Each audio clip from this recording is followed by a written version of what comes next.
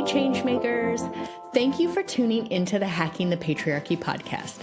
I'm your fervent feminist host, Raven O'Neill, and I get the honors of sitting down weekly with diverse experts from all walks of life to explore ideas, opportunities, and strategies that we can all use to hack our way to better lives within patriarchal societies.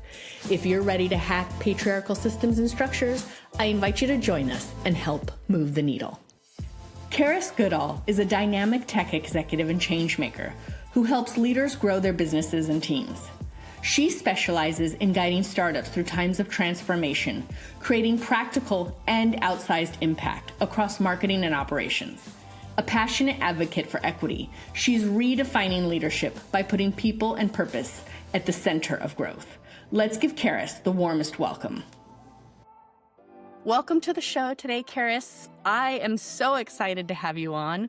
We are diving into women in the workplace, especially around tech, and how parenting can set your career back and what we might be able to do to mitigate that, avoid that. I think a great starting place is a little bit about your background so we can get into the tech of it. I love this. I've been looking forward to this conversation for so long. I am what I like to call an unlikely COO and certainly an unlikely tech person. I started my career in public relations, of all things. But what that did in the early days, and we're talking the early 2000s, was it gave me this magical skeleton key, if you will, to go learn about business. And I was very lucky in my early days to work for an agency that focused on tech companies here in Canada that were trying to build their businesses in Europe and in the United States. So I got a really great global view of all of these weird and wonderful tech companies. You know, we're talking about the emergence of social media and Facebook. We're talking about telecom and aerospace and defense, consumer applications really having a rise. And at that time, anything in tech was very male dominated. You had engineers coming out of major universities, and women really weren't part of that conversation. We were relegated to fields like the ones that I was in, public relations, marketing, HR, but we were there to support all of this innovation. And as that sort of journey unfolded, what I realized that I loved to do was I loved to put the pieces of the puzzle together. And I knew that I wanted to be in a role that had more influence around how these tech companies, which were mostly men, were being shaped, were being democratized, how they were bringing solutions forward that would really impact everyone and be built for everyone, but also so that more people could participate in the industry overall. And so I became an operator, which meant on any given day, I was filling in the gaps for CEOs and CTOs and doing all the things that they didn't want to do, which I often feel like is the woman's work. You know, it's filling in, whether it's the household, whether it's the caregiving, but even on the job, it's doing human resources. It's filling in marketing. It's filling in all of the proactive tasks and the multitasking that we seem to be so good at around the people who were very dedicated to the building and the expertise of data and technology. If we fast forward 25 years, what's really interesting now is technology is everywhere. You're using technology every single day. HR is using technology. Marketing is using technology. And so now you're starting to see a democratization of that tech. And I say to every woman, start redefining what it means to be a woman in tech. Because if you work for a tech company, you are a woman in tech. And so my unlikely journey from PR to operations has really been something that has been driven by the ability and the focus to let's improve this for women. Let's improve this for people of color. Let's improve this for people who are more marginalized than the origins of the tech industry itself. All right. Well, what a timely conversation, because you're right. Everyone is using tech, and I feel like not that much has changed in that time. So now we have AI and all these other things, but where women's places in tech, which they should be in all places, has not actually changed that much. So you mentioned your work in wanting to make that a better opportunity and I don't even remember the word you used, but you used a word in there that I wanted to say again, but we'll go beyond that. How do we actually achieve that?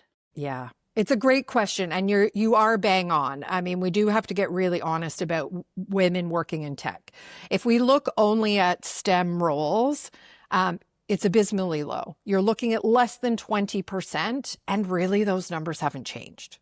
And so we've had this big movement around let's get more women in mathematical and engineering roles, but the numbers truthfully have not changed.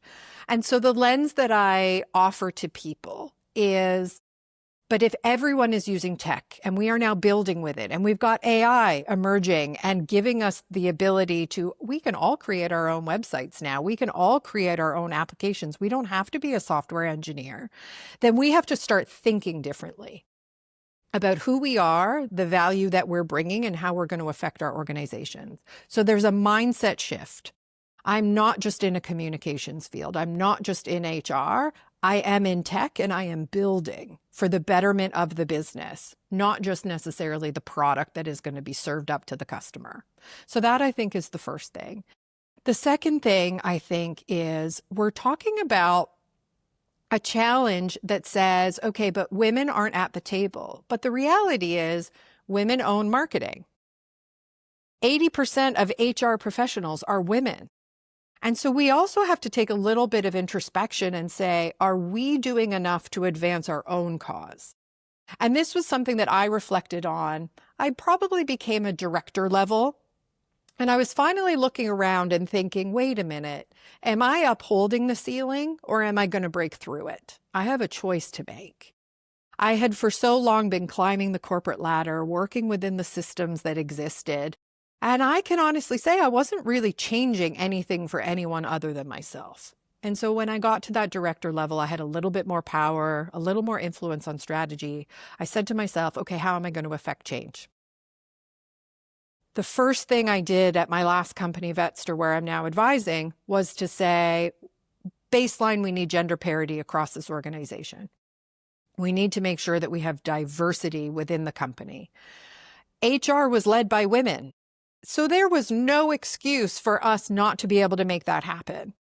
In addition, there was no excuse for us to not make sure that women were paid at 100% equal to every man in an equivalent role.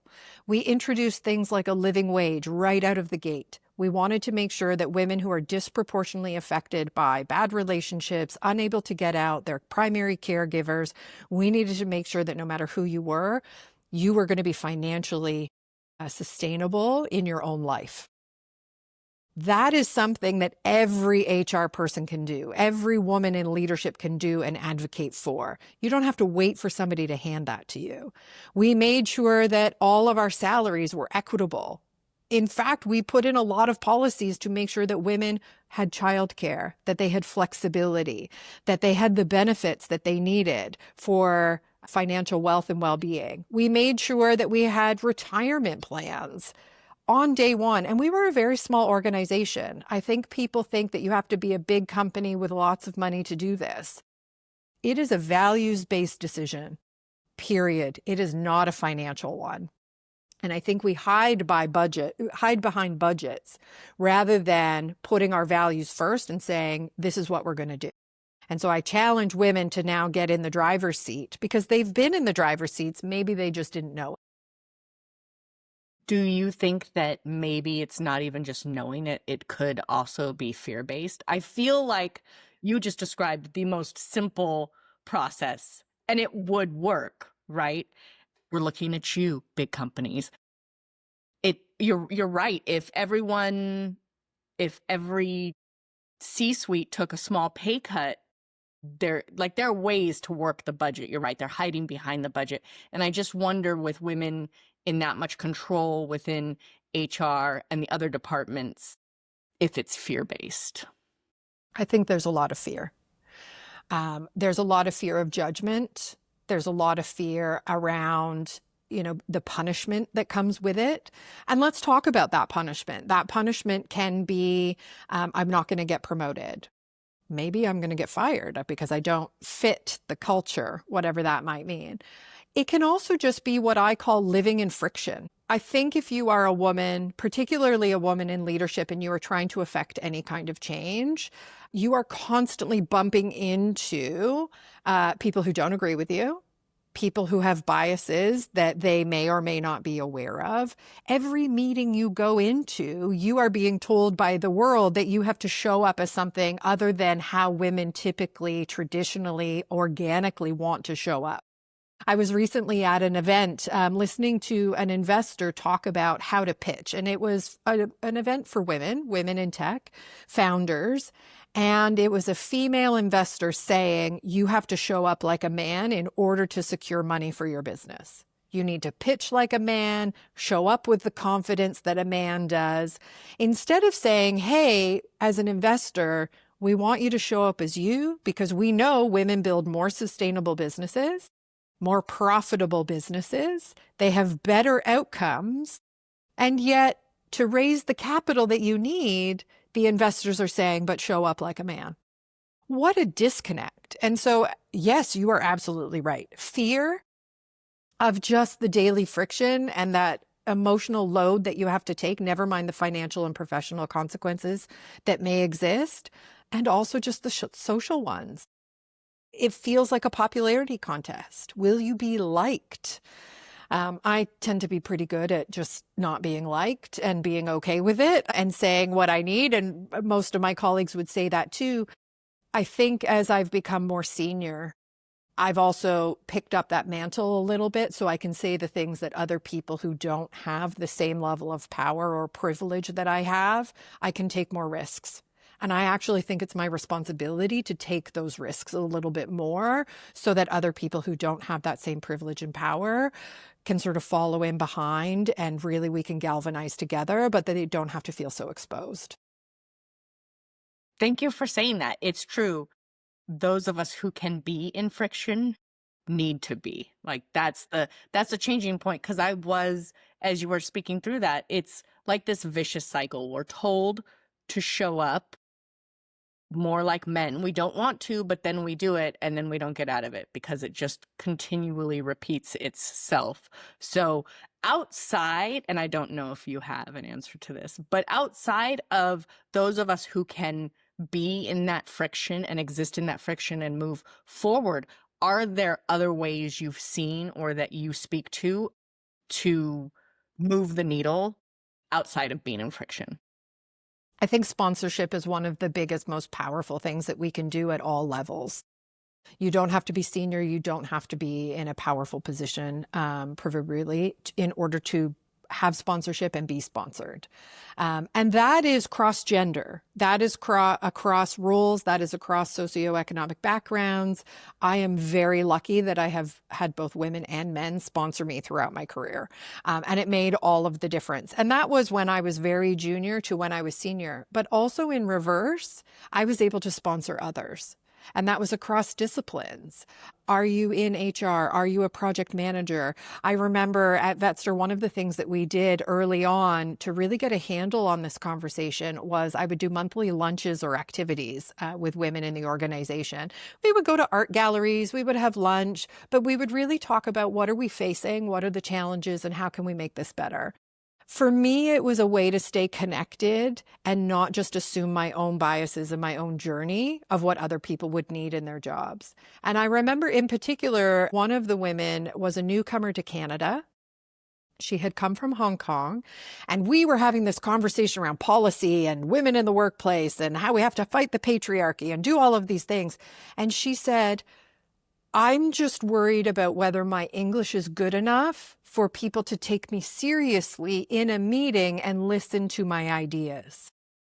And wow, was that ever a punch in my face? It really just knocked me back and said, holy, like this is so much more complicated and nuanced.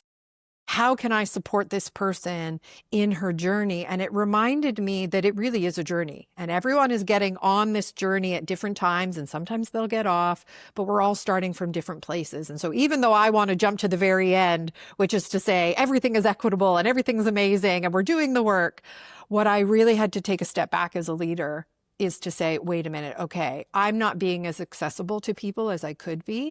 and she needs something very different. And wow, how easy is it for me to then advocate for her in meetings? How easy is it for me to reinforce that her English was amazing and her talents were astronomical, but she wasn't getting that feedback because we were having conversations about, gender equality and pay equity. And she was just sitting there, I need to survive. I need to thrive. And so I think for us, it's always not just about that big fight. It's also about making that human connection, providing safe spaces goes a long way. Such an important part. I think that sometimes we are so caught up in the bigger fight that we don't stop to listen to, especially her fear on a language barrier is such an important point of people's identities, like the different identities they have and what might be holding them back, and how people in power might be holding them back without even knowing it. Absolutely. Being able to hear that story for her really made me look at my own privilege. It really made me understand her perspective. It let me look for those opportunities to bring her forward, but also to reinforce for her areas where she could build her confidence. As I jokingly said, I said, you speak 2 languages, I speak 1. You have the advantage, not the disadvantage. And being able to reframe that for her, that wasn't a financial decision. That didn't require a new policy. That just simply required me to step in and be supportive and really understand where she was coming from so that I could think about that across the whole organization. And she's a tremendous human and an unbelievable talent. And I'm so glad that she had the bravery to step into that space with me and say her truth. That to me was so humbling. I think that's an important part, though, is that you represented something safe for her. You had to have represented some kind of safety where she felt she could say those things to you. And I think one of the challenges we have is, how do we present safety? I don't have any answers. I also, as you were talking through it, it brought up another thing. Sometimes we're in an echo chamber, right? I feel like the people who are doing the work, we're all surrounded by each other. And how do we reach the people who aren't in the echo chamber with us? How do we get outside of that? I think that's a conversation I constantly want to have. And sadly, no one has a real answer. Yes. I use an analogy lately, which is, you're on a train. You are on the train of, you're a woman, you're a professional, all of the intersectionalities. And you're on this train and you're born into it and you are going through life. And that train is going to take you to different destinations. And you may get off that train and get onto a new one. You may stop for a while and say, I'm good right here at this destination before taking on another one. And we're all zipping around on all the different trains: gender, financial, equity, being a woman in tech, whatever the case may be, being a parent, taking care of elderly parents. And I often think, how many people are standing at the station refusing to get on a train? And when you think about that, we were talking about being nervous before getting onto this call, but that once you're on it, you're good to go. And I think so much of this work, we have people, in particular men, who are standing at the station and they may not even be aware of all the trains that exist. And now you have to convince them to get on a train. And that getting on the train is scary because that train is going to take them somewhere. And now they're accountable to being on that train. So the easier thing for us as human beings is to say, I'm just not going to get on it because that's scary and it's going to take me somewhere. And I'm probably going to have to look at myself in order to stay on that train. And then it might take me somewhere that's really challenging and I might have to get on a different chain. And now I'm committed. And so we have people who are just saying, I don't want to. I'm not going to acknowledge the trains that are there. And so using that example, what's been interesting is it takes it into a bit of a neutral place where you can say to someone who maybe isn't recognizing all the trains that are there, is you can say to them, you're already on a train and maybe you don't know it. You're on an entrepreneurial train. You are on a newcomer to Canada train or to the US. You are, you're heading into your 50s. You're in your midlife train. What does that mean? And I find if you can sort of make it into that analogy, then you can offer them up other trains that they may want to get on. And then it's less scary. But you're absolutely right. We are in this echo chamber of validating our own perceptions. My mom is in her 70s. And she said, Cares, not everything can be about the patriarchy. And of course, in my mind, everything is about the patriarchy. And I said, Mom, you're a nurse. You married a doctor. You are a little bit of an example of exactly what we're talking about. Why weren't you a doctor? Why didn't you become the doctor? You quit your job to stay home and raise children. And I love that you did. And I'm so appreciative of that. But let's really unpack this. And I said, so much of that is a result of how we've thought about traditional families, how we've thought about women in the workplace. What does that look like? You are a caregiver and your profession became caregiving. And so it's a really interesting conversation. But her perspective is it can get put down sometimes. And even that was a light bulb for me. What I think is true and the fight that I want to have is not necessarily one that is universal for women. That brings up an excellent point I wanted to cover with you. Well, several. Parenting in the workplace. I sometimes think that the put it down is like a dream, right? You can put it down and pick it back up. Yeah. Because systems and structures tell us that you can't, or they tell you that it's going to be very difficult if you're going to try and pick it back up. And I don't know if in your experience, you have seen ways to get over that challenge. Mm-hmm. It's a great question. I myself am not a parent. I am an aunt, 2 wonderful nephews who I love and adore. But what I observe is that this really is a community. It's not a problem. It's an opportunity, but it really is for the community. And what I've observed with so many women, particularly in tech, is this pressure to, can I take my maternity leave? Does my career go on hold? Where is my earning potential? We already know women are making 80 cents on the dollar if they're lucky, and honestly, only if they're white. And then it's a sliding scale from there.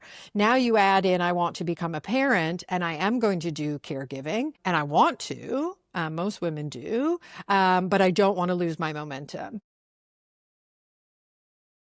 What I can never wrap my head around is how leaders in organizations are not picking up that mantle and still seeing pregnancy, parenting as an inconvenience.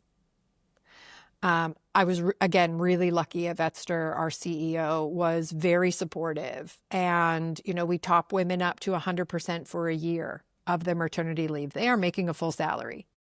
In Canada, you can take up to 18 months and be fully supported and protected. I know that that is a real luxury in comparison to some other countries, but very important. We made sure that women felt that when they came back, it was their job. Nothing has changed. But if you don't keep that financial momentum for them, they're falling behind. If you don't create a flexible work system where they feel that they can say, I've got to pick up my child from daycare. I need to be home today. My child isn't well, that they're being punished for it.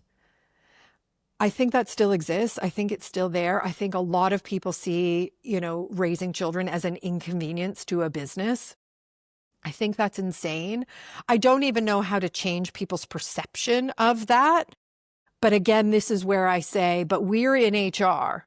We are in these supporting roles. So let's make it happen. Let's make sure that we are developing policies from the early so that when somebody comes to us and says, hey, I'm about to have a child, we're like, yes, this is amazing. And we've got a system in place to do it, that we are onboarding and offboarding people through that process, making sure that they feel really wrapped, supported, they're coming back to their role, that even though the business has changed, that they are coming in to lead from exactly the place that they were. I think all of that is actually really easy. It's a choice. And again, this is where I go back to so much of this is a simple choice. It's not about money. It really isn't. It's insignificant to keep somebody on payroll while they're away on any kind of leave. Truly, you're going to cost yourself more in consulting fees and all of the other, time lost in other avenues. It is a choice. It is a values-based choice. And I think we as women, but people in general, we need to start asking those hard questions in interviews. We need to start holding our leadership accountable to those considerations. And we need to start, or rather stop, maybe compromising on the outcomes. And I think that's important. Again, you're exactly right in your point around that's scary. That's scary to do. But what I can also say is when you bring forward the conversation, a lot of the time it's just simply not on someone's radar. But if you bring it forward and it's compelling and you can show why this maps to values, you're going to get a yes, or at least you're going to get part of the way versus not asking at all. It's funny. I have had the conversation, not a direct conversation.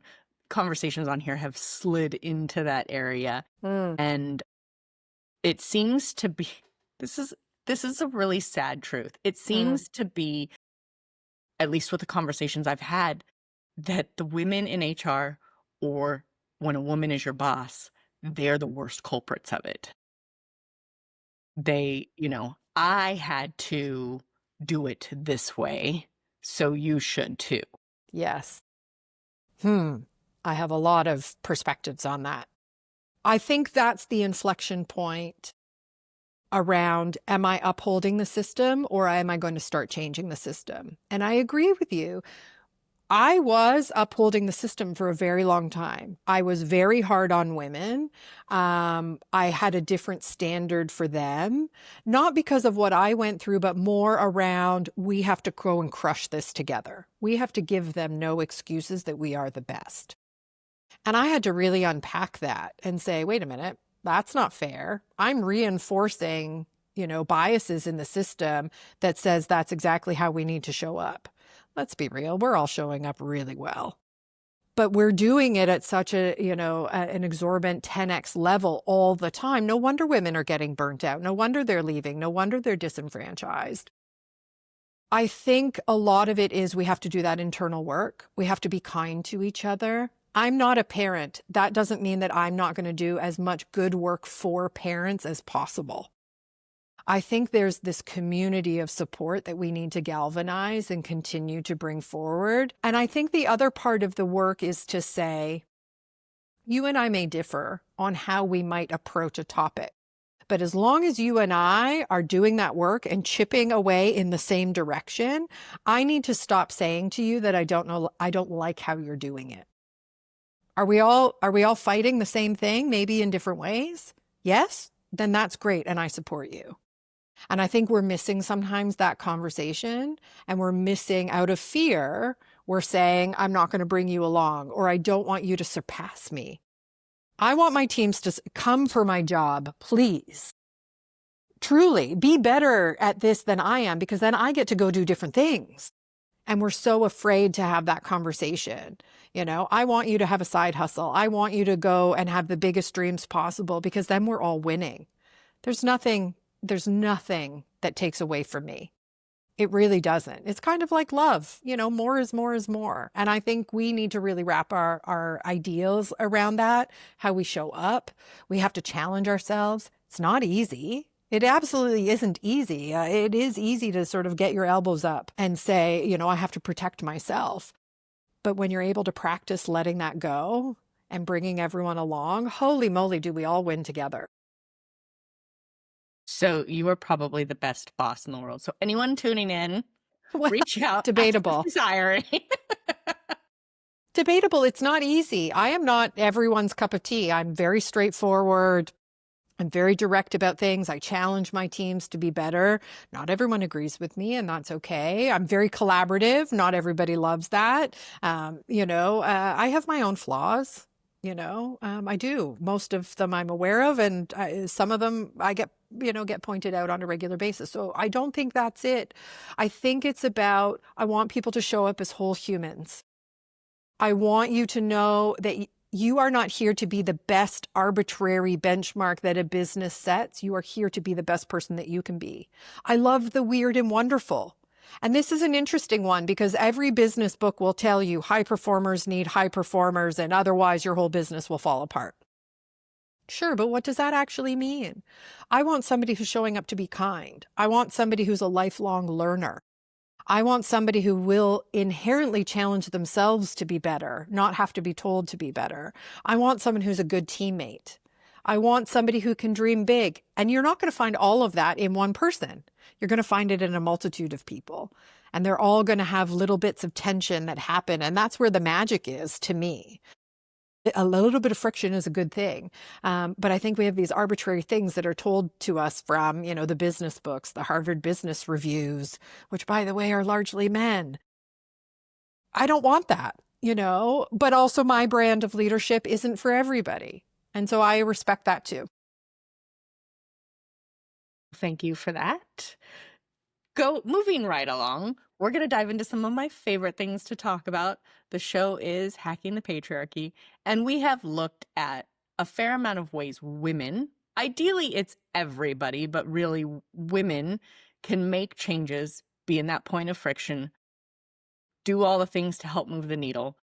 But in tech especially, a lot of men are leading the charge. So if women needed to take some of the ways men do things, what would those things be? Oh, that's a loaded question.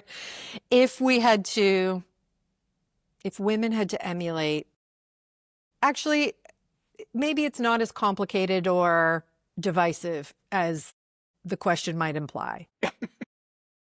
I think women have very powerful voices and we forget to use them.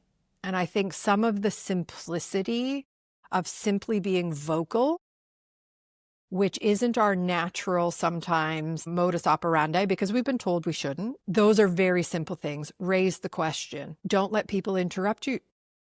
Keep on talking. Circle back with people. Put a pin in things. There are simple behaviors where we can shift in and set boundaries as well as take up space.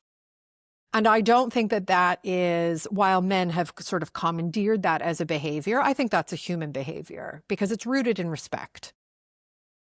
Take up the space. Give yourself the respect of being heard. Don't acquiesce. Stand up for yourself. The worst that anyone will say is no, or I don't agree with you. Okay, that's all right. I don't agree with everything a man says. And so I think there are things around just taking up the space. I know Sheryl Sandberg in her Lean In book, definitely polarizing, lots of conversation there. I had a fundamental shift as I was, becoming more senior in my career where I thought, wow, there's lots of men here who are starting businesses or who have made it to VP levels. And now I'm in the room with them. Are they smarter than me? No. Do they know what they're doing? Actually, no. They are simply curious and confident enough to go figure it out. And so what I sort of had an aha moment around, for me, it was, am I curious? Do I like to problem solve? Yes. Can I figure out problems? Absolutely. Am I brave enough to go take the risk to go solve that problem? Yeah. And can I build my own confidence that I can solve the problem and then bring it to fruition? Absolutely. And all of a sudden, if you realize that, wait a minute, I'm equal to everyone in this room. That is a really unshackling moment that I think every woman, if you look into yourself, every human being, if you look into yourself and you say, is everyone an expert in the room all the time about everything? Or are they just smart enough to go figure things out and humble enough to recognize what they don't know so they'll go learn? Yes. Okay.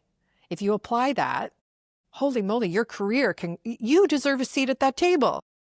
It's the same seat that everyone else is taking up. They don't know everything, but they're going to be smart enough to go figure it out and humble enough to know what they don't know. And if we can do that together, that's powerful change. You said something there that I don't hear as often in these conversations that I want to highlight. You mentioned men's boundaries.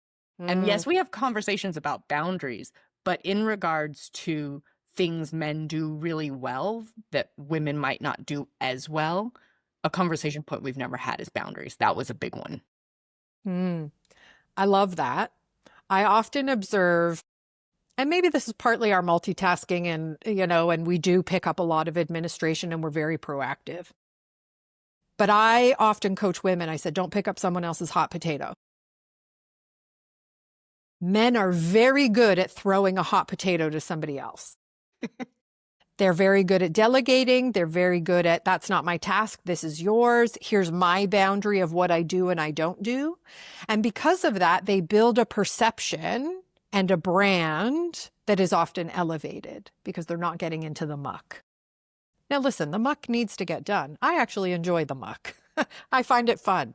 However, as you become more senior or as you're trying to define your role, that can really muddy how people perceive you.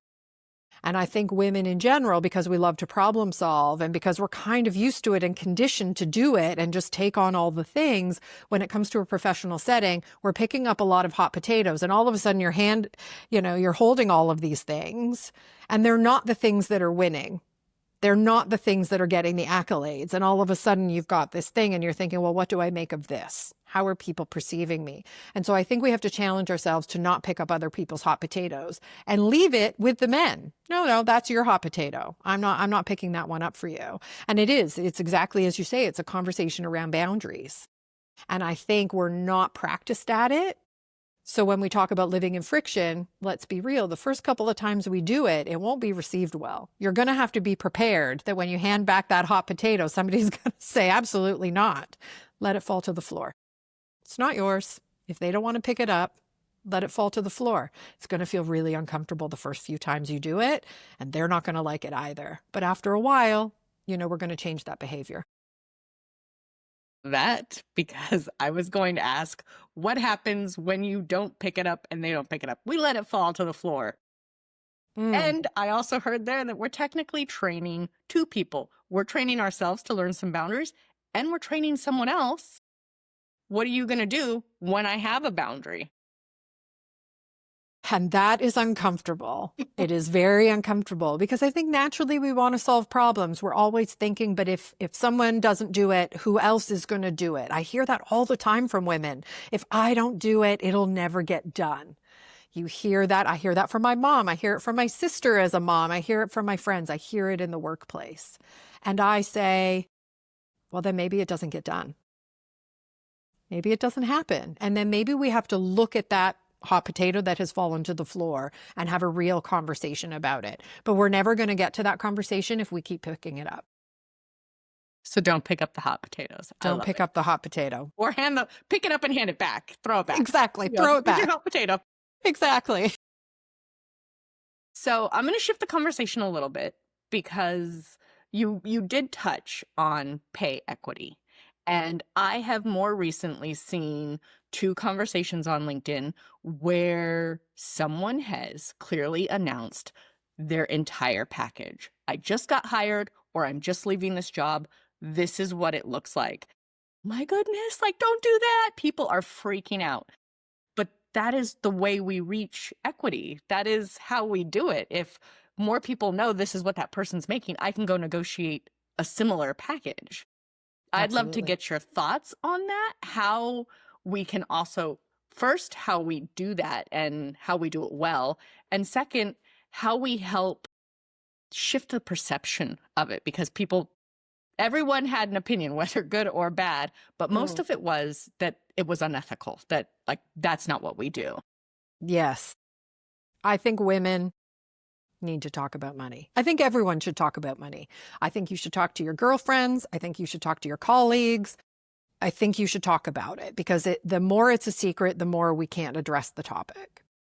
I think HR is really playing a role here, which is amazing, but it really, again, needs to be values-based. At Vetster, we were very transparent. Everything had a band. We were very clear about what those bands were. We were very clear about the total compensation package. And it was sometimes by level, sometimes by role, but we were very clear about it. You knew that if you looked at your colleague in a similar role, you were making the same. You were compensated fairly. And we talked about it regularly.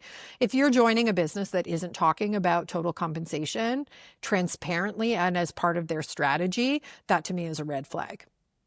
Absolutely. I applaud anyone who is brave enough to say, this is what I was making, and here's all of the things, because we have to remember it's not just salary. You have to remember it's your benefits package. It's your stock options, right? You have to remember it's your vacation pay. It's your fast track to promotion. It's how are you being supported with professional development? It's the whole picture is your total compensation package, not just salary.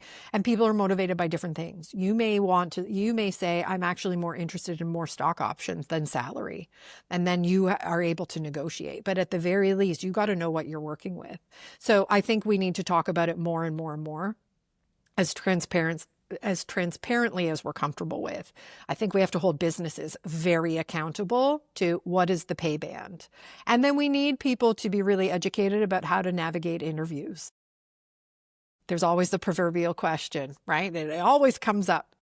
How much do you make now in your current role? Well, that's completely irrelevant. This is a completely different organization. You are completely unaware of their strategy, their funding, how it's grown, and how I entered into this organization. What I make today has no bearing on what you are going to pay me at your company to do this job. We have to stop answering that question. We also need to do a lot of research and have a lot of conversations around what is fair compensation in this role. The market changes, it fluctuates, the demand for certain roles is consistently changing.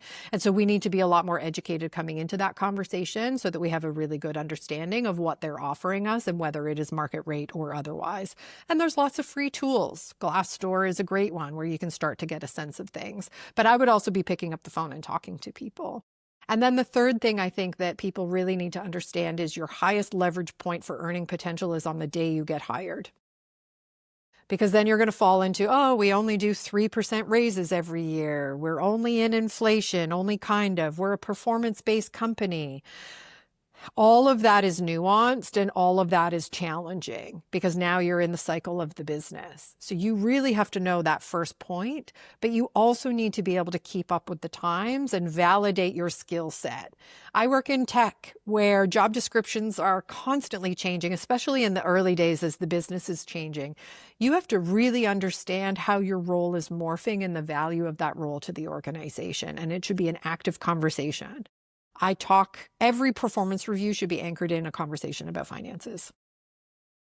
And it's hard when we talk about fear. Again, women are not often equipped to have these conversations. And we're not helping people as they enter their careers to say, this is an expected skill that you should have. We need to do more. I remember at Vetster, somebody was looking to join the team, and they said their salary expectation was, let's say for the sake of this conversation, $100,000. And I said, oh yeah, that's really great. And I said, that's a little bit of a trick though, because we start this role at 130. And she said to me afterwards, she said, why didn't you just accept the $100,000 that would have been great for me? Because that's not my value and that's not your value. And I'm going to pay you what we pay for this role. We have to start changing that conversation and that mindset for our business leaders. You don't get a deal on people. We're not assets. We're not things. We're not on sale. We're not a prime, deal.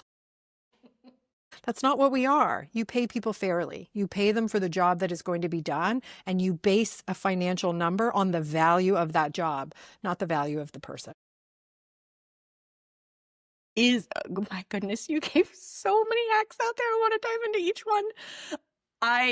The first question I was going to ask was about how your previous company, Vestor, right? Vestor? Yep. Presented that information. Is there a place where people can go to see where companies are far more transparent about their pay scales? Yep, absolutely. So we make everybody's band known in the organization. So we were very transparent about it. We were very transparent through the hiring process of what the band was. And then we made sure, and it took us some time to get there. This wasn't a day one thing. It really took a lot of work, and it took a lot of feedback and a lot of education to get it right. And I'm sure the team now is continuing on that work because it doesn't happen overnight, and you can't just set the rule book and think that it works for everybody. You'll learn a lot because it does take education and buy-in and all of these things that are new for people. But we made it very clear, this is the band for your role. This is the band for the next role.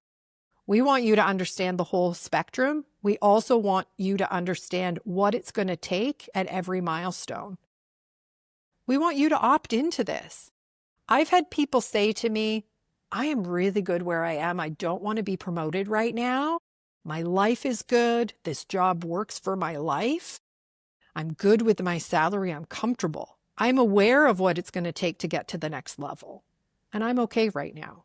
And then we have other people who say, oh no, I'm on that ladder and I want to go and I want to crush it and I want more money and I'm motivated here.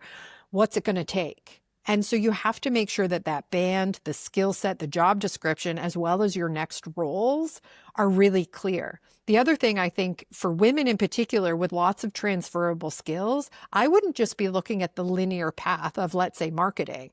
I would be saying, oh, wait a minute, I'm really good at marketing, but I've got really transferable skills that go over into operations or go into another part. Maybe it's product design.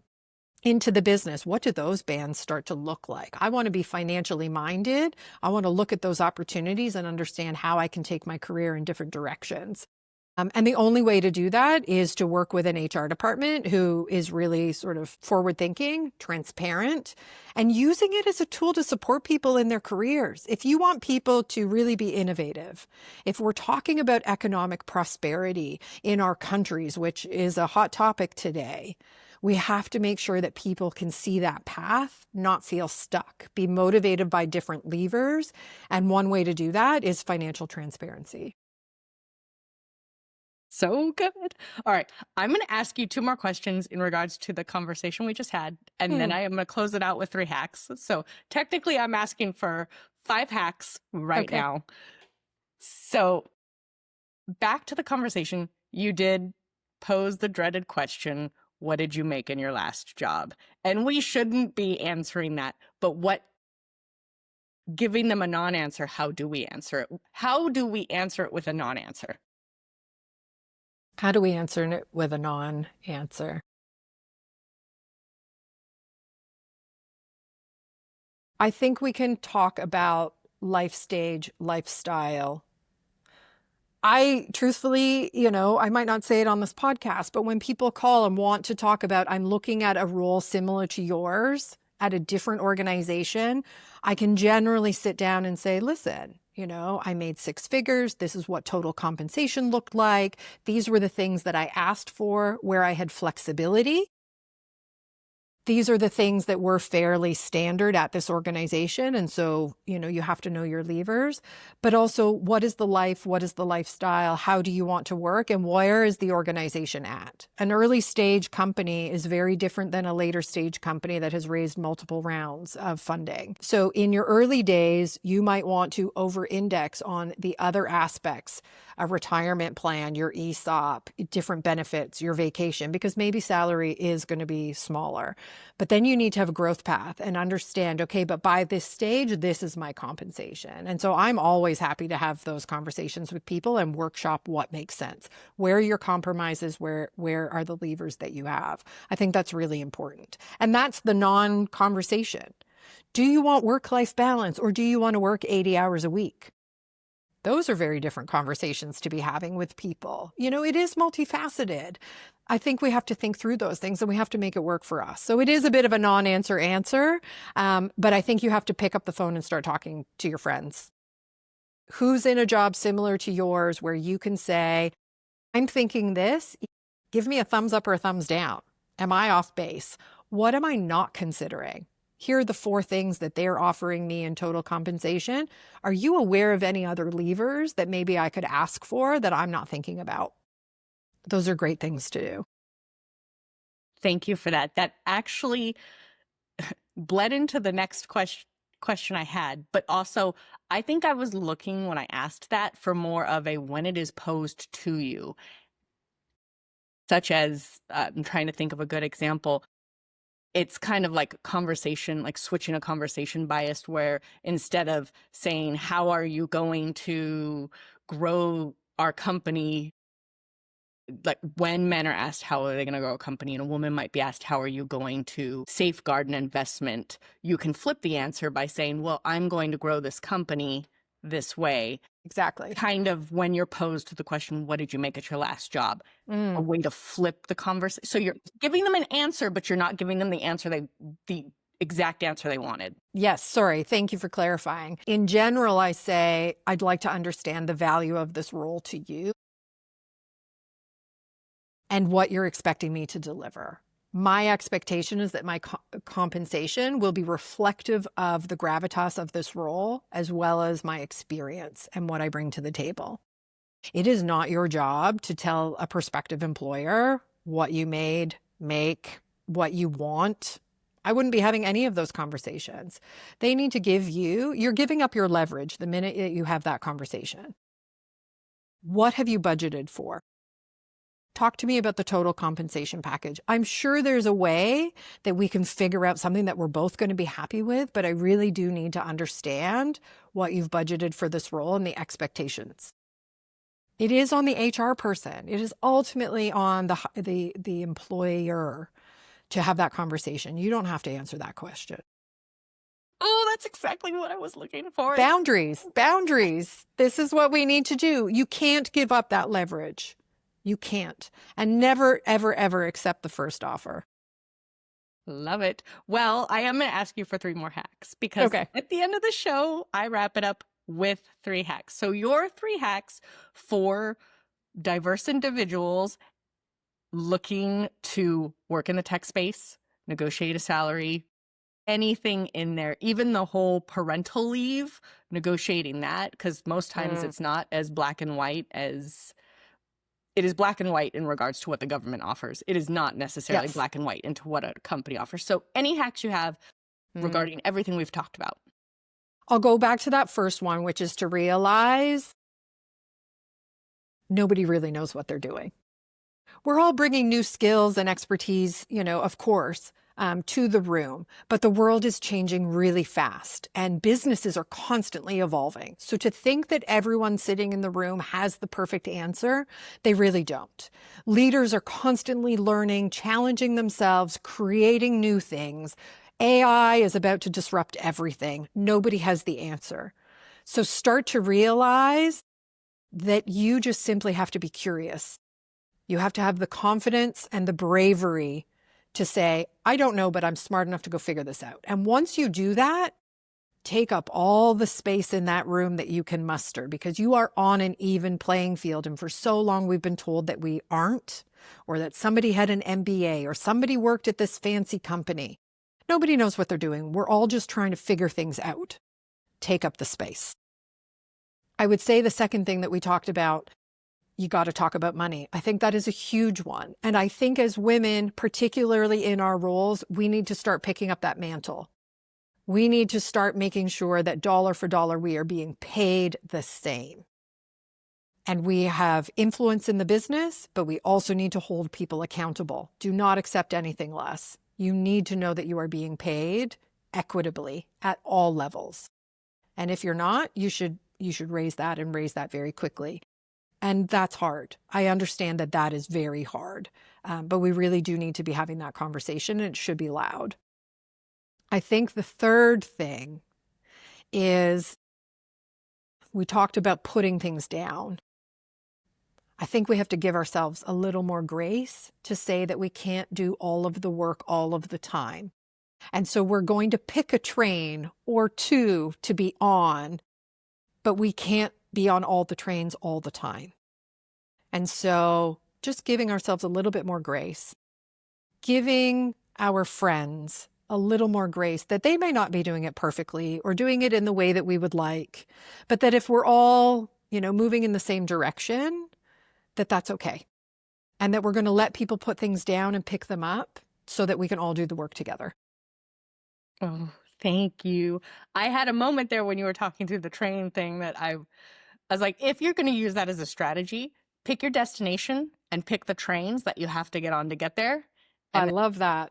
Start getting on those trains that get you to the end, like choose where you're going and then choose the trains that get you there. I love that. Yeah. Yeah. Oh, I love that build. Well, it has been such a wonderful conversation. Thank you so much for taking your time today, Cerys. What a pleasure. Oh, let's rewind. I'm just going to skip over the best part. Those tuning in, how can they find, there's a fly in here. How can those people tuning in, how can they find you? Yes, I'm on LinkedIn. That is definitely my social media platform of choice, but also cerys@thegoods.io is my email, and I look forward to hearing from people. Perfect. I'll put both of those in the show note. Again, Wonderful. Thank you so much for taking your time. This was great. Thank you so much. Thank you so much for tuning in and listening to today's episode. For all the juicy deets on this episode, be sure to check out our show notes or give us a holler on Instagram at Hacking the Patriarchy Podcast. And if you enjoyed this episode and you'd like to help support this podcast, don't be shy. Please share it with your friends. Sharing is caring after all. Lastly, if you'd like to lend your personal support, please take a moment to tell the world about it with a review on your favorite streaming platform. We'd be forever grateful. Tune in again soon to enjoy a brand new episode of the Hacking the Patriarchy podcast. And until next time, keep on hacking, my friends.